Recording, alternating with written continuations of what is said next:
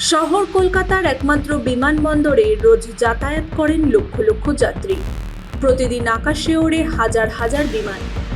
অবতরণের জন্য আকাশে অপেক্ষা করতে হয় শয়ে শয়ে বিমানকে। কলকাতা বিমানবন্দরের দুটি রানওয়ে থাকলেও ব্যবহার করা হয় মাত্র একটি।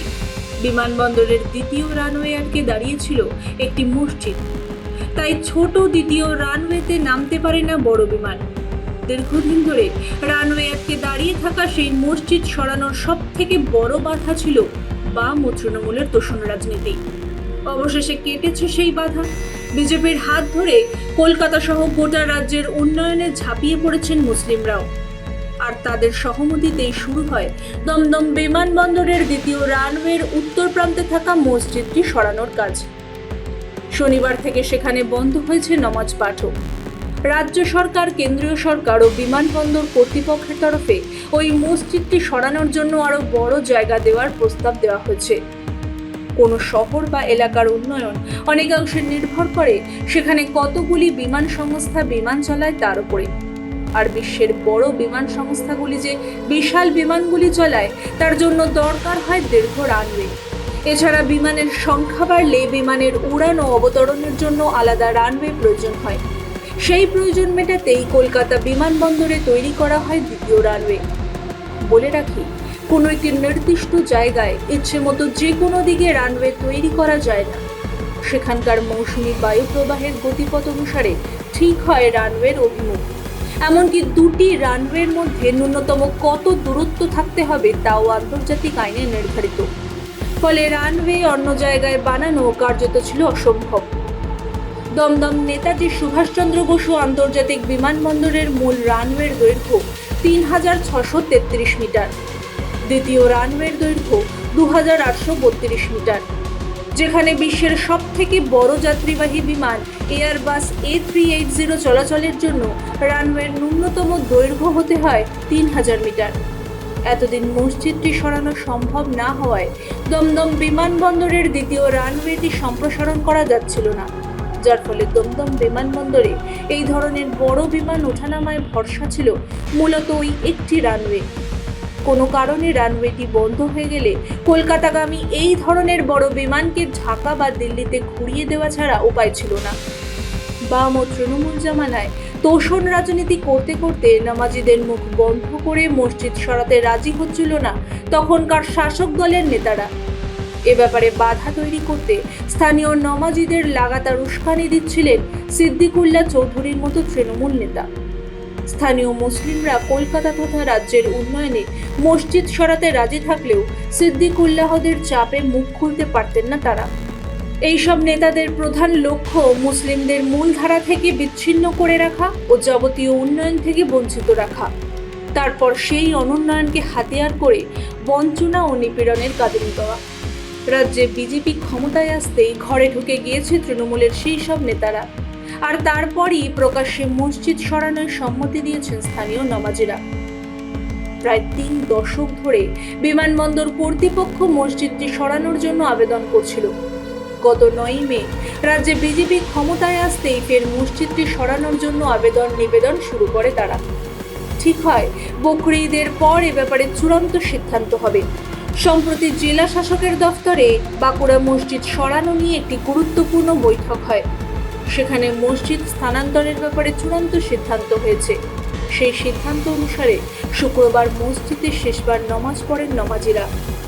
দমদম উত্তরের বিধায়ক সৌরভ সিকদার জানিয়েছেন, দেখুন, মসজিদটি এয়ারপোর্ট অথরিটির জায়গা, রাজ্য সরকারের জায়গায় নয়। এই ব্যাপারে চূড়ান্ত সিদ্ধান্ত এয়ারপোর্ট অথরিটি বলতে পারবে। কিন্তু আমি যে বিষয়টা আপনাদের সঙ্গে বলতে চাই, এই মসজিদটির জন্য এক ধারে যেরকম নিরাপত্তা বিঘ্নিত হচ্ছে, লক্ষ লক্ষ যাত্রীর জীবন ঝুঁকিতে থাকছে।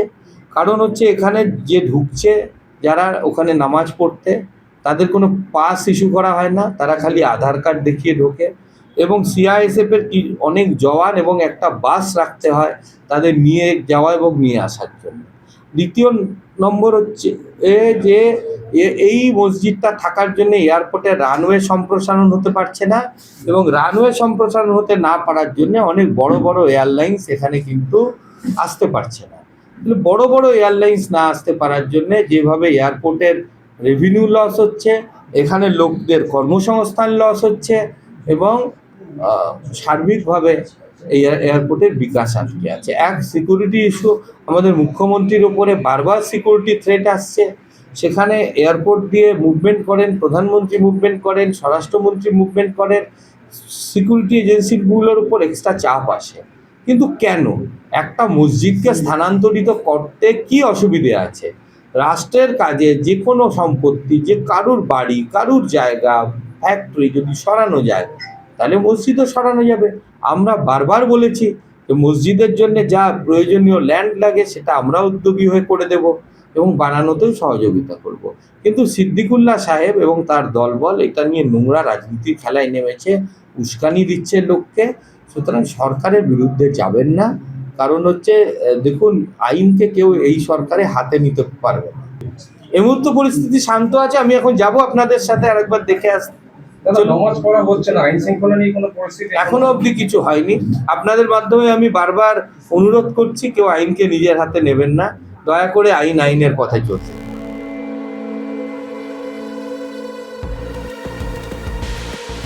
শুধু বিমান চলাচল নয়, বিমানবন্দরের নিরাপত্তার জন্য মসজিদটি ছিল অত্যন্ত ঝুঁকিপূর্ণ।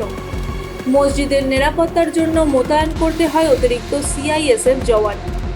নমাজীদের দিনে 5 বার মসজিদে যাতায়াতের জন্য ব্যবস্থা করতে হতো বিশেষ পাস ও বিশেষ বাসের। তারপরেও নিরাপত্তা নিয়ে আশঙ্কা থাকতো, কারণ মসজিদটি রয়েছে বিমানবন্দরের একেবারে প্রান্তে। অবতরণের সময় সেখানে বিমানের উচ্চতা থাকে খুব কম। রাজ্য সরকার ও ভারতীয় বিমানবন্দর প্রাধিকরণের তরফে জানানো হয়েছে, মসজিদটি স্থানান্তরের জন্য বিকল্প আরও বড় জমি দেবে তারা। মসজিদ নির্মাণে সব রকম সহযোগিতাও করা হবে। মসজিদটি স্থানান্তরিত হলেই দমদম বিমানবন্দরের দ্বিতীয় রানওয়েটিও সম্পূর্ণরূপে ব্যবহার করা যাবে, যার ফলে আরও সহজে দেশ ও বিশ্বের বিভিন্ন প্রান্তের সঙ্গে জুড়ে যাবে কলকাতা।